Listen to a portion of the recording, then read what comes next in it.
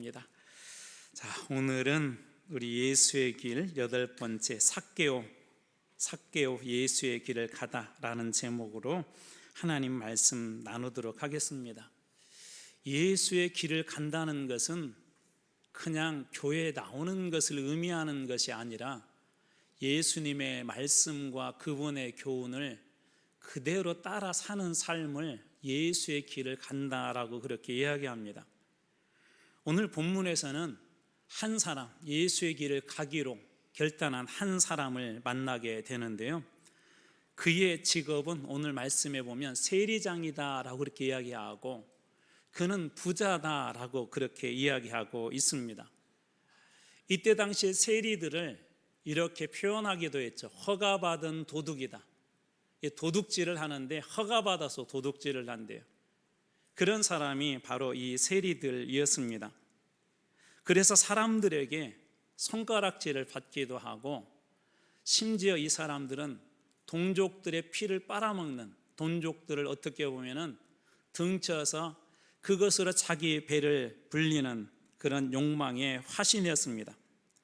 이런 허가받은 도둑들, 세리들의 최고 책임자를 세리장이라고 하는데, 오늘 말씀에서 만나게 되는 사람이 바로 그 세리장입니다. 그런 그가 예수님을 만나서 예수의 길을 가겠다고 하고요, 심지어 예수님은 그를 이렇게 이야기합니다. 오늘 우리가 읽었던 말씀의 9절 말씀입니다. 예수께서 이르시되 오늘 구원이 이 집에 이르렀으니 이 사람도 아브라함의 자손이미로다.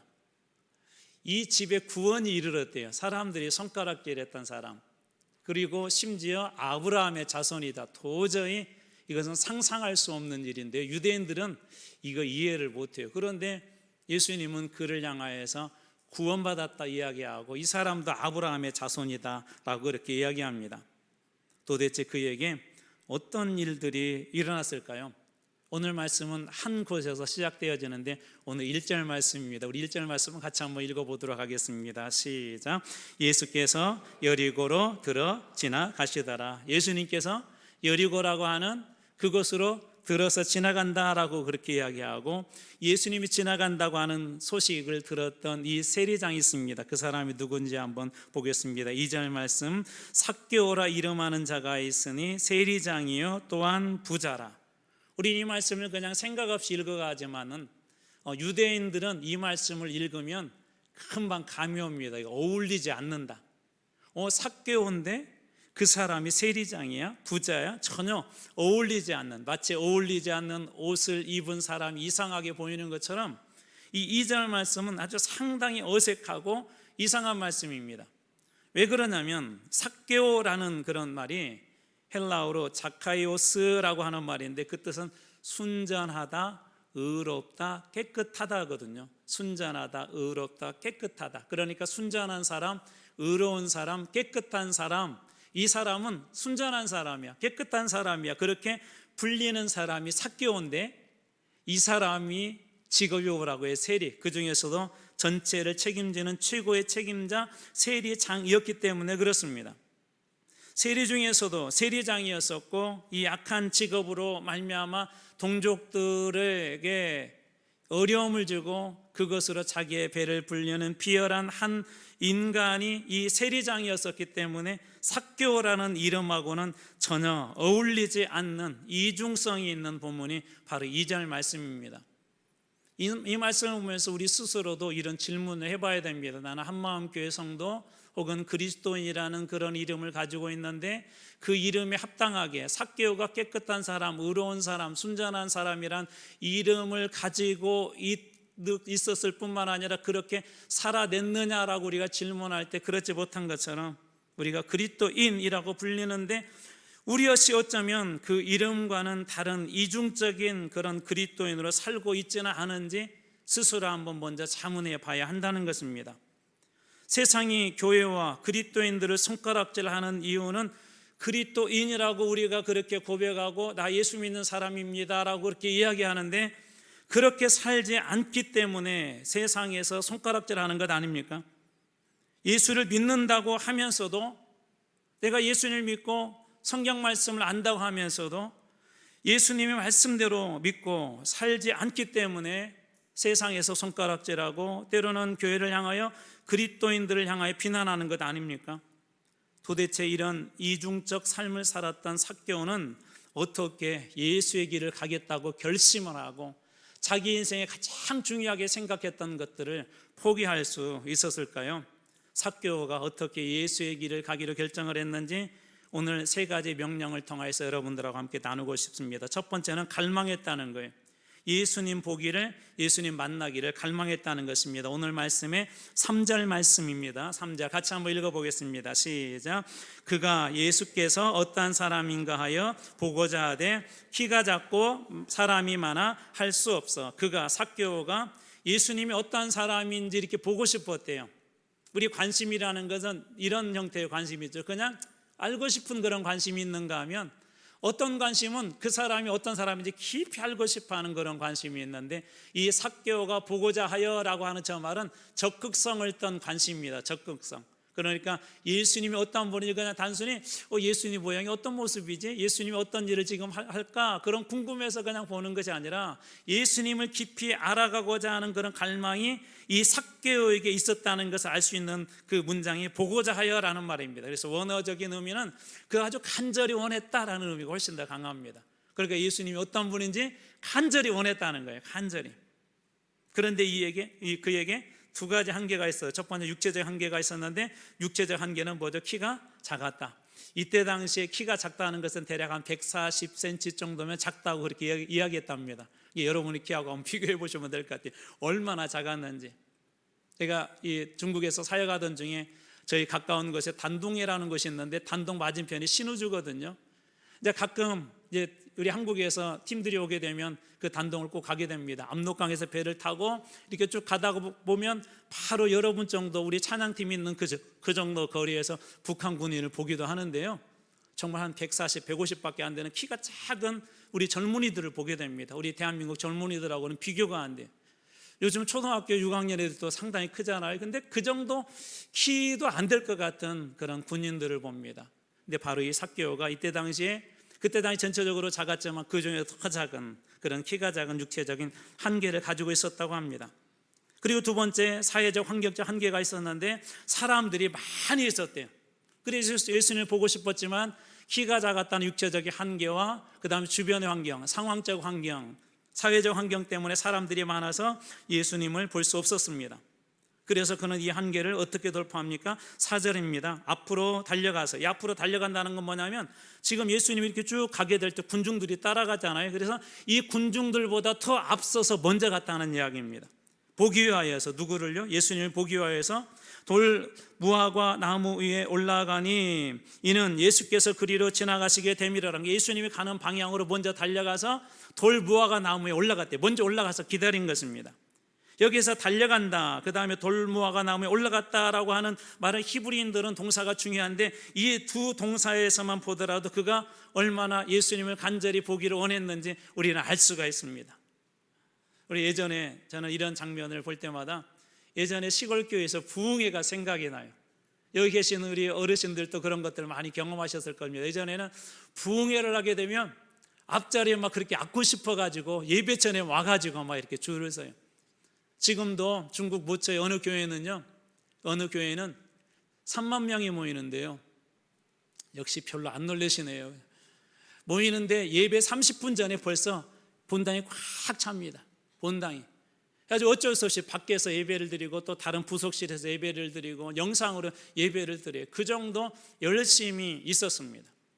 여기에서 방금 우리가 보았던 달려가서 올라가니라고 하는 말은 이 삭개오가 예수님을 보기 위한 적극적인 그런 행동, 그리고 키가 작다는 육체적인 한계와 사람이 많다는 환경적인 그런 한계를 뛰어넘고자 하는 그의 노력과 열심과 성실함과 그리고 그 한계를 돌파하고자 하는 그의 적극적인 모습을 볼 수 있는 단어가 달려갔다, 그리고 올라갔다라는 그런 말씀입니다.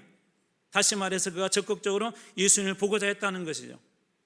3절에서 보고자 하되, 그리고 4절에서 보기 위하여 하라라는 그런 말은 그가 예수님을 얼마나 만나고 싶어 하는지 알 수 있는 간절함이 들어있는 단어가 이 보기 위하여 보고자 하되라는 그 말씀 속에도 들어있습니다. 그러니까 삭개오는 3절과 4절만 보더라도 그가 예수님을 간절히 보기 원했다는 것을 알 수가 있습니다. 도대체 이 삭개오는 무엇 때문에 그렇게 예수님을 보고 싶어 했을까요? 우리가 앞에서 두 가지 중요한 단어를 보아서, 하나는 세리장, 그리고 하나는 부자라는 그 단어를 보았습니다. 그러니까 상당히 돈이 어느 정도 있었어요. 우리 많은 사람들이 어디서 궁핍을 느끼냐면 요즘 이 시대에 물질적인 거잖아요. 돈만 많이 있었으면 좋겠다라고 하는데 이 사람은 돈도 많이 가지고 있었어요. 세리라는 직업이 조금 꺼림칙하긴 합니다. 사람들에게 손가락질을 받았기 때문에 그나마 외톨이였을 거예요. 아마 그 존경받는 사람이었다면, 이 세리장 삭개오가 짠하고 나타났을 때 존경받는 사람이었다면 사람들이 길을 열어주실 거예요. 아니, 세리장님, 삭개오님 빨리 오십시오 하고 예수님을 볼 수 있도록 길을 열어주셨을 것입니다. 그런데 어느 누구 그에게 양보를 하지 않았고, 그는 어쩔 수 없이 사회적인 그런 지위가 있음에도 불구하고 돌 감람나무에 올라갈 수밖에 없는 그런, 어떻게 보면 외톨이 같은 그런 존재가 삭개오였지만, 그러나 한편으로 오늘날 세상 사람들이 많이 가지고 싶어하는 물질적으로는 전혀 부족하지 않는 이 사람은 도대체 왜 예수님을 보고 싶어서 달려가서, 그리고 올라가서 보고자 하여 그렇게 예수님을 갈망하고 있었던 걸까요? 우리는 여기서 철학자 파스칼의 말에 다시 한번 귀를 기울여합니다. 여러분 말씀드렸는데 한 번 더 들어보시면 좋을 것 같습니다. 인간의 내면에는 채울 수 없는 공간이 있다. 그것은 오직 하나님만이 채울 수 있다. 인간의 내면에는요, 채울 수 없는 빈 공간이 있대요. 그래서 사람들은 그걸 채우고 싶어 하죠. 어떤 사람들은 성공으로, 어떤 사람은 물질로, 심지어 어떤 사람들은 이 세상에서 빨리 행복해지고 싶어서 마약과 같은 것으로 채우려고 하지만 그 효과는 잠시뿐, 그것이 끝나고 나면 인간은 다시 한번 허무어지는 그런 상태에 지낼 수밖에 없는 그런 비참한 상황에 이릅니다. 이런 이야기도 여러분 들어보셨죠? 어떤 사람이 좋은 집에 살면 좋겠다고 그렇게 생각을 해서 사글세 사는 것이 힘들어서 전셋집 가면 좋겠다, 열심히 돈 벌었대요. 전셋집 갔대요. 전셋집 갔는데 이왕이면 더 좋은 전셋집에 가고 싶어 또 돈을 벌었대요. 돈을 더 많이 주고 좋은 전셋집에 갔대요. 그랬더니 이번에는 단독주택이 좀 부러워서 또 열심히 돈 벌어서 오두막 같지만 자기 개인집, 내 소유의 집을 소유했대요. 그런데 좀 지나고 보니까 그것도 조금 마음에 안 들어서 더 좋은 집을 구하기 위해서 돈을 또 열심히 벌어서 단독주택 좋은 집에 들어갔답니다. 근데 살아보니까 단독주택보다는 아파트가 좋더래요. 그래서 아파트로 또 가고 싶어서 열심히 돈 벌었대요. 아파트에 갔대요. 어느 날 친구 집에 놀러 갔는데 세상에 그 집에는 화장실이 2개더랍니다. 2개. 그래서 또 열심히 돈 벌었대요. 화장실 2개 있는 집으로 이사를 갔대요. 그리고 죽었대요. 그러지 않겠어? 이 정도 살려고 하면 열심히 돈을 벌었는데 아마 그 정도 나이가 되면 아마 화장실 2개 있는 아파트에 가서 살 때쯤 되면 거의 인생 끝나지 않겠습니까? 그 집에 가서도 이 사람은 채워졌을까? 저는 그렇지 않을 거라고 봅니다. 이것이 우리 인간 내면에 결코 채울 수 없는 빈 공간, 파스칼이 말한 인간의 내면에는 어느 누구도 어떤 것들도 채울 수 없는, 그것이 채워지면 만족할 것 같지만 어떤 것도 채울 수 없는 그런 빈 공간이 있다는 것입니다. 특별히 죄인된 인간은 결코 채울 수가 없습니다. 그것은 마치 항아리에 구멍이 뚫려서 아무리 물을 부어도 그 물이 다 빠져나가 버리는 것처럼, 열심히 갖다 쏟아부어도 빠져나가 버린 것처럼 우리의 인생이 행복하고 싶고 또 만족하고 싶고 그렇게 열심히 일하고 성실하게 채우려고 하지만 죄인된 인간은 마치 구멍난 항아리처럼 어떤 것으로 채워도 결코 채워질 수 없습니다. 삭개오 역시 마찬가지였죠. 그의 이름의 뜻이 뭐라고 그랬죠? 깨끗한 사람, 순전한 사람, 의로운 사람. 그런데 그 역시도 열심히 채워보려고 해서 부자가 되었지만 그는 채울 수 없었습니다. 사람들은 그를 이렇게 불렀습니다. 7절 말씀입니다. 무사람이 보고 수군거려 이르되 저가 죄인의 집에 유하러 들어갔도다. 사람들이 수군거렸대요. 그리고 그를 향하여 죄인이라고 그렇게 사람들이 이야기했습니다. 자, 그렇다면 왜 삭개오는 예수님을 그렇게 보기를 갈망했을까요? 부자요, 부족함이 없는, 어떻게 보면 오늘날 우리 많은 사람들이 모은 많은 젊은이들이 나는 돈만 있으면 좋겠어, 나는 좋은 집에 살았으면 좋겠어, 나는 좋은 자동차 가지고 살면 좋겠어 라고 그렇게 갈망한 모든 것을 다 가졌을 것 같은 여리고에서 어떻게 보면 최고의 부자였을 그는 왜 예수님을 그렇게 보기를 갈망했을까요? 죄인된 인간은 파스칼의 고백처럼 결코 채워지지 않습니다. 세상의 어떤 것으로는 아무리 채우려고 해도 채워지지 않습니다.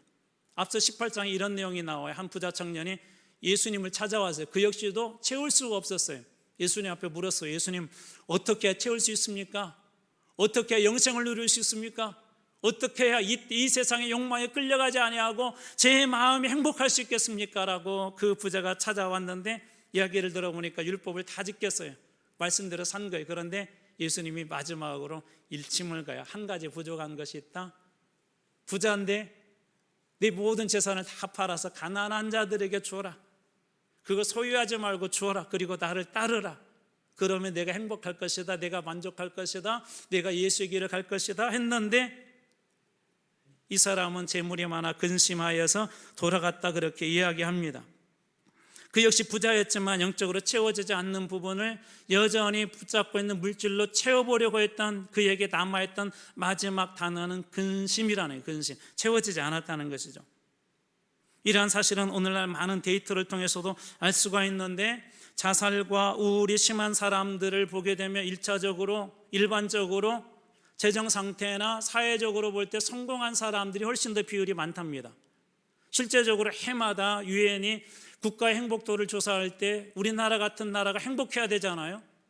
그런데 부탄과 같은 그렇게 힘도 없고 이름이 있는지도 모르는 그런 나라, 오지를 가려고 하면 정말 고생할 수밖에 없는 그런 나라의 국민들이 오히려 더 행복하다고 하지 않습니까? 자살과 우울증 이 한 가지만 보더라도 고학력이나 부유함이 우리의 내면을 건강하게 하거나 채울 수 없다는 것, 이것을 삭개오는 철저히 경험했던 것입니다. 파스칼의 말처럼 인간의 내면에 아무도 채울 수 없는 빈 공간, 그 공간을 이 삭개오는 깨달은 거예요. 예수님만이 채울 수 있다. 그래서 예수님을 그렇게 만나보고 싶었던 것이죠. 이 일들을 경험했던 한 사람을 성경에서 찾아보러 가면 아마 야곱일 것이며, 야곱, 움켜잡는 자. 그는 자신의 그 욕망을 위해서 끊임없이 움켜잡았습니다. 형들을 속였고 외삼촌의 집에 가서도 끊임없이 그렇게 속였습니다. 많은 부를 이루었습니다. 고향으로 돌아올 때 자랑스러웠을 것입니다. 이제 곧 추석이 다가오는데 추석 때 누가 자랑스럽게 내려와요? 멋지게 차 뽑고 내려오잖아요. 나 이 정도 성공했다고. 부모님들도 그걸 보면 자랑스럽잖아요. 야곱 역시도 그런 부를 이루었지만 그러나 그에게 채워지지 않는 것들이 있었습니다. 움켜잡는 그 야곱이 어디에서 자유하게 되면 야복강에서 자기가 붙잡았던 모든 것들을 다 내려놓고 하나님을 붙잡을 때 그의 인생이 완전히 바뀌지 않습니까? 오늘 삭개오가 보고 싶었던 것들이 그런 것이었어요. 우리의 인생은 예수님을 만날 때 진짜 행복합니다. 우리의 인생은 예수님을 만날 때 그때 진정한 만족함이 그곳에서 오는 것입니다. 사랑하는 성도 여러분, 그렇기 때문에 여러분 세상에서 성공도 중요하지만 가장 큰 성공, 예수님을 만나는 그런 성공이 여러분들의 길을 주님으로 축원합니다. 이미 삭개오가 그것을 우리들에게 교훈하고 있지 않습니까? 그래서 삭개오는 예수님 만나기를 갈망했던 것입니다.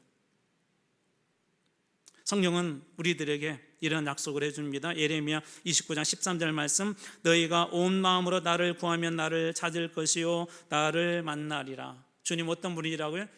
찾기를 갈망하고 만나기를 갈망하는 사람들을 주님 만나주신대요. 저도 청년회 때 여기 계신 분들도 마찬가지겠지만 우리 그런 기도 많이 들었잖아요. 성령 충만하기 원합니다. 예수님 보기를 원합니다. 예수님 만나기를 원합니다. 그런 갈망을 가지고 밤새도록 철야하기도 하고 금식하기도 하고 하나님 앞에 눈물을 흘리면서 세상에 불을 구한 것이 아니라 예수님 만나고 싶어서 울부짖었던 그 울부짖음이 오늘 여기 계신 오래 예수 믿은 분들에게 혹시 지금도 남아 있습니까?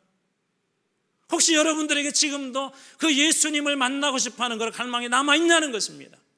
아니면 그 자리에 다른 것이 들어와서 다른 것들로 채우고자 하는 그런 욕망으로 바뀌어버린 변질된 그런 그리스도인으로 혹시 남아있지는 않은지, 오늘 삭개오가 그렇게 만나고 싶었던 예수 그리스도를 저는 여러분 모두가 다 만나기를 주님의 이름으로 축원합니다. 두 번째는 이 명령입니다. 응답하라는 것입니다. 예수님의 초청에 응답하십시오. 누가복음 19장 5절입니다. 예수께서 그곳에서 이르사 쳐다보시고 이르시되 삭개오야 삭개오야 속히 내려오라. 내가 오늘 내 집에 유하여 하겠다 하시니 예수님이 삭개오에게 찾아오셨대요. 그런 갈망이 있는 그에게 찾아오셨대요. 그리고 그를 초청합니다. 삭개오야. 어떻게 불러야 돼요? 사람들은 뭐라고 수군거렸더니 죄인. 그런데 예수님은 삭개오야, 깨끗한 사람, 순전한 사람, 의로운 사람이라고 그의 이름을 그렇게 불러줍니다. 이 말씀을 보면서 여러분들이 잘 아는 시인 김춘추의 꽃이라는 한 대목이 생각났습니다. 이렇게 바꿔보니까 마음이 더 와닿습니다. 내가 그의 이름을 불러주기 전에는 그는 다만 하나의 몸짓에 지나지 않았다. 제가 치환해 보겠습니다. 예수가 삭개오의 이름을 불러주기 전에는 삭개오는 다만 하나의 몸짓에 지나지 않았다. 그 다음 년은 이렇게 이어집니다. 내가 그의 이름을 불러주었을 때 그는 나에게로 와 꽃이 되었다. 예수가 삭개오의 이름을 불러주었을 때 삭개오는 예수에게로 와 꽃이 되었다. 더러운 냄새가 나고 악취가 났던 한 인생이 예수님의 그 부르심에 응답하여서 삭개오야 내려오라 할 때 그 이름 앞에 이 삭개오가 나갔을 때 삭개오는 이제 예수님의 향기 나는 꽃으로 바뀌는 그런 놀라운 은혜를 경험하기 시작합니다. 우리의 인생은 하나님의 부르심에 응답할 때 우리의 인생은 그렇게 빛나게 될 줄로 믿습니다. 우리 젊은 친구들 또 우리 학생들이 있는데 저는 여러분들의 인생이 그렇게 예수님께서 부르실 때 여러분이 그 이름 앞에 나갈 때 그 부르심의 이름 앞에 여러분들이 순종할 때 여러분의 인생에서도 향기 나는 꽃이 되는 그런 놀라운 축복이 임하길 주님의 이름으로 축원합니다. 삭개오에게 그런 일이 일어났다는 거예요. 삭개오는 어떻게 초청 응답합니까? 6절입니다. 급히 내려와 즐거워하며 영접하거늘 어떻게 했다가 즉시 반응했다는 것이죠. 예수님의 초청에 우리가 해야 될 것은 예스라고 답하는 거예요. 예수님은 오늘날에도 여전히 성령님을 통해서 여러 가지 모양으로 초청하세요. 구원으로 초청하세요. 부르심으로 초청하세요. 사역으로 초청하세요. 때로는 하나님께서 어떤 일을 할 수 있도록 우리들을 부르신다는 것입니다. 사울은 다메섹 도상에서 주님께서 사울아 사울아 하는 음성을 들었고, 모세는 광야에서 모세하라고 하는 음성을 들었습니다. 베드로는 배와 그물을 수리하는 그곳에서 베드로야 하는 그런 음성을 들었습니다. 이들이 어떻게 합니까? 주님의 그 초청에 응답을 합니다. 그때 사울은 사도 바울에 대해서 선교를 온 땅까지 전하는 사람이 되고, 그리고 광야 떠돌이 모세는 출애굽의 지도자가 되고, 갈릴리 어부 베드로는 물고기 잡는 사람에서 수많은 영혼을 구원하는 사람을 낚는 어부가 되어 예수님의 수제자가 되어 복음의 최선봉에 서게 됩니다. 여기서 중요한 한 가지를 놓치면 안 돼요. 뭘까요? 방금 얘기했던 베드로, 모세, 사울, 이 사람들은 어떻게 보면 세상적으로 실패한 사람들 아닙니까? 여기서 중요한 포인트가 이겁니다. 우리의 인생이 어떤 인생이냐는 것은 중요하지 않다는 거예요. 우리 각자는 그런 게 있어요. 컴플렉스가 있어요. 나는 이래서 안 돼. 아니요, 그거 상관없어요. 아무리 그의 인생이 불행하고 세상적으로 볼 때 부족하다 할지라도 주님의 손에 붙잡히게 되면, 아버지께서 그의 인생을 붙잡아 주게 되면 그 사람도 세계 선교를 위해서 쓰게 되고, 그 사람도 주님 나라를 위해서 쓰게 되고, 교회를 부흥하는 데 쓰고, 가족을 살리는 데 쓰고, 쓸만한 충분한 능력을 가지신 분이 우리 주님이신 걸 믿으시기 바랍니다. 누구 손에 붙잡히냐는 거예요. 그렇기 때문에 주님께서 여러분을 부르실 때 그 초청에 응답하십시오. 그것이 여러분들에게 때로는 손해되는 부르심일 수도 있어요. 배와 그물을 버려둬야 될 수도 있고, 때로는 광야 양측으로 전락할 수도 있습니다. 그런데 분명한 사실은 주님의 부르심에 초청을 할 때 그때부터 주님께서 여러분을 책임지신다는 것입니다. 주님의 부르심에 그 초청에 응답할 때 그때부터 우리 교회를 주님께서 쓰실 줄로 믿습니다. 오늘 그 놀라운 일을 이 삭개오가 경험한 것입니다. 그럼 어떻게 해야 됩니까? 세 번째로 말씀대로 살기를 결단하라는 거예요. 말씀대로 살기를 결단해라. 오늘 말씀의 8절입니다. 삭개오가 서서 주께 여짜오되 주여 보시옵소서, 내 소유의 절반을 가난한 자들에게 주겠사오며 만일 누구의 것을 속여 빼앗은 일이 있으면 네 갑절 4배나 갚겠나이다. 소유의 절반을 가난한 자들에게 준다는 것은 그가 세리장이고 부자라고 하는 그때 당시에 통념하거나 맞지 않는 거예요. 부자가 되기 위해서 비열한 자가 되었잖아요. 동족의 것을 빼앗았잖아요. 그런 그가 이제는 가난한 자들에게 그것을 다 나누어 주겠다고 그렇게 이야기합니다. 혹시 누구 것을 속여 빼앗은 일이 있다면 네 갑절, 이때 당시에 20% 5분의 1만 갚으면 됐거든요. 더해서. 그런데 그는 4배나 갚겠다고 예수님보다도 더 과격한 제안을 예수님 앞에 이렇게 살겠습니다라고 그가 결단을 합니다. 가장 귀중하게 여겼던 모든 것들을 다 내려놓습니다. 왜 그럴까요? 여러분 두 손에 돌멩이를 잔뜩 쥐고 가는데 가다가 금덩이를 하나 발견했어요. 금덩이. 그러면 여러분 어떻게 하시겠어요? 이건 그냥 가지는 사람이 임자예요. 여러분들은 물질에 욕심이 없어서 그냥 다른 사람 가져가라고 놓고 가시겠죠. 근데 지혜로운 사람은 어떻게 하냐면 돌덩이 열심히 가지고 가다가 그냥 그거 가지면 내 것이 된다고 하면 다 내려놓고 새 것을 취합니다. 삭개오가 깨달은 게 그거예요. 예수님이라는 가장 귀한 분을 만나고 나서 물질보다도 더 귀한 분이 예수님이라는 걸 그가 깨닫게 된 것입니다. 그래서 예수의 길을 가기 위해서 해야 될 중요한 것이 있는데 그동안 내가 붙잡았던 것, 그동안 내가 귀중하게 여겼던 그 모든 것들을 다 내려놓는 결단이 필요합니다. 그래서 예수를 믿는다는 것은 단순히 그냥 입술로 그렇게 하겠습니다가 아니라 내려놓고 새로운 것을 붙잡는 것, 예수를 붙잡는 것입니다. 그래서 사도 야고보는 야고보서 2장 26절에서 이렇게 우리들에게 도전합니다. 영혼이 없는 몸이 죽은 것 같이 행함 없는 믿음은 어떤 것이라고요? 죽은 것이니라. 예수의 길을 가는 사람들이 반드시 해야 될 것이 있는데 그것은 뭐냐면 행하기로 결단하는 것입니다. 여러분 행하기로 결단할 때 우리 삶이 변화되고 내 신앙이 변화되어지고 교회가 바뀌기 시작합니다. 우리가 교회가 부흥하기를 원한다는 그냥 열망도 중요하지만 부흥하기를 원하도록 우리 자신이 변화되어져야 된다는 것입니다. 데이비드 플랫 목사님이 최근에 쓴 책 중에 복음이 울다, 원제는 something need to change, 바뀌기 위해서 변화되기 위해서 필요한 어떤 것이 있대요. 쉽게 얘기하자면 변화되기 위해서는 반드시 필요한 어떤 것을 붙잡아야 된다고 이야기하는데 이 책은 8일간의 히말라야 트레킹을 이렇게 하면서 느낀 점 그리고 하나님께서 주신 그런 마음과 도전을 기록한 책인데요. 예수를 믿는다고 하면서 우리들에게 이런 질문을 예수를 믿는다고 하면서 당신은 진정 바뀐 것이 있습니까? 여러분은 예수를 믿기로 작정하고 교회에 나와 성도가 되었는데 바뀐 것이 있습니까? 라고 우리에게 이렇게 질문합니다. 세상의 불의, 어둠, 고통, 죄악 속에서 그리스도인으로서 예수의 길을 가는 사람으로서 어떤 변화가 필요한지 우리들에게 도전하고 있습니다. 이 책이 귀한 것은 복음은 분명 기쁜 소식이고 복음은 우리의 모든 것을 바꿀 만한 능력이 있는 것인데 복음은 그런 능력이 있는 것인데 왜 복음이 그렇게 능력이 없는 것이 되었을까? 우리들로 하여금 고민하게 하는 책입니다. 책의 내용을 아주 짧게 소개하도록 하겠습니다. 히말라야 400m 고산지대에 도착한 저자는 가장 먼저 웅장한 히말라야의 그 자연에 압도됩니다. 너무나 놀라서.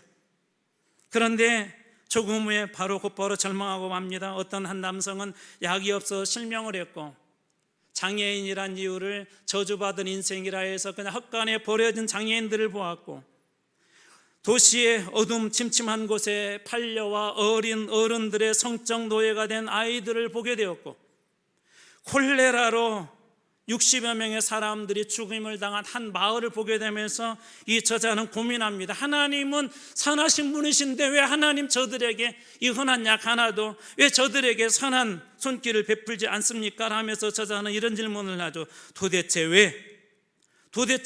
라고 이렇게 질문합니다.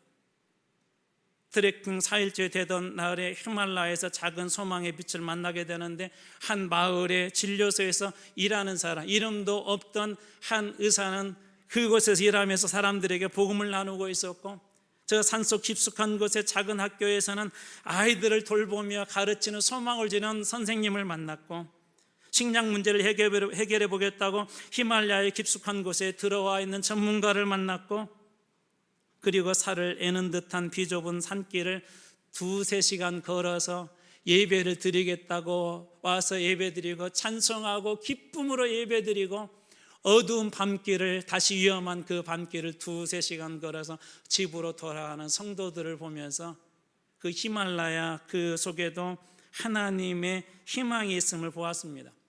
그런데 마지막 장면에 미국으로 돌아가기 전날 밤 산에서 내려온 이 목사님은 성도회로 팔려온 소녀들이 일하는 것이 즐비한 도시의 어둠침침한 곳을 보면서 갑자기 마음속에 절망감이 느껴졌습니다.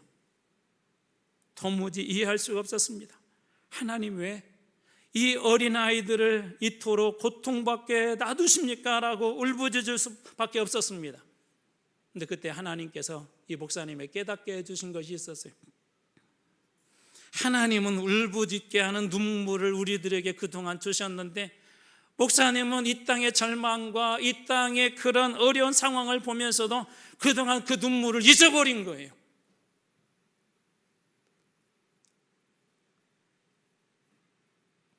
놀랍게도 하나님께서 그곳에서 눈물과 울부짖음과 그리고 헌신을 결단하게 하셨습니다. 그리고 목사님은 이후에 돌아와서도 더 많이 이 일들을 위해서 기도했습니다. 예수의 길은 그냥 단순히 가는 것이 아니라 오늘 우리들에게도 동일하게 여러분들에게도 결단을 요구하십니다. 여러분들이 예수의 길을 정말 가기를 원하십니까? 삭개오처럼 여러분 각자가 내려놓아야 될 그런 결단이 필요하다는 것입니다. 복음을 만나고 그 복음을 받아들이고 복음대로 살기 위해서, 그리고 여전히 그 복음이 능력이 있고 이 세상에 절망적인 상황들이 있고 여전히 어둠침침한 길들이 있고 여전히 절망의 절벽이 있다 할지라도 여전히 복음이 이 땅을 살릴 수 있음을 보여줄 수 있는 그런 위대한 결단들이 오늘 우리 그리스도인들에게 있어야 한다는 것입니다. 그래서 세상 사람들이 절망하고 부르짖고 도대체 우리가 어떻게 살아야 합니까? 그럴 때 여기 복음으로 살 수 있습니다라고 자신 있게 보여줄 수 있는, 예수의 길, 복음의 길을 보여줄 수 있는 그런 그리스도인들이 많이 이 땅에 일어나야 할 것입니다. 정말 복음이 여전히 세상의 소망이라면 복음을 만난 우리도 세상의 빛이 되어야 되지 않겠습니까? 초가 스스로 빛을 발하지 않습니다. 태워야 빛을 발해서 어두운 곳을 밝히는 것처럼 세상을 밝히는 일에 하나님께서 우리들에게 주신 그리스도인의 길, 예수의 길을 우리 스스로 태우고 희생함으로 밝혀내게 될 때 우리 눈앞에 있는 이 절망과 어둠의 그림자들이 사라지고 그 안에 예수의 빛으로, 우리 앞에 있는 악취가 사라지고 그 안에 예수의 향기로 가득 채워지는 이 놀라운 일들을 경험하게 될 것입니다. 복음을 다시 붙잡음으로 절망적인 상황에서 복음만이 유일한 희망이라는 것을 보여주는 것이 오늘 예수의 길을 가는 우리들이 가야 될 길이 아닐까요? 사람들이 절망하고 울부짖을 때 복음이 당신을 살릴 수 있다는 것을 보여줄 수 있는 그런 예수의 길을 가는 여러분 모두가 다 되시기를 주님의 이름으로 축원드립니다. 기도하겠습니다.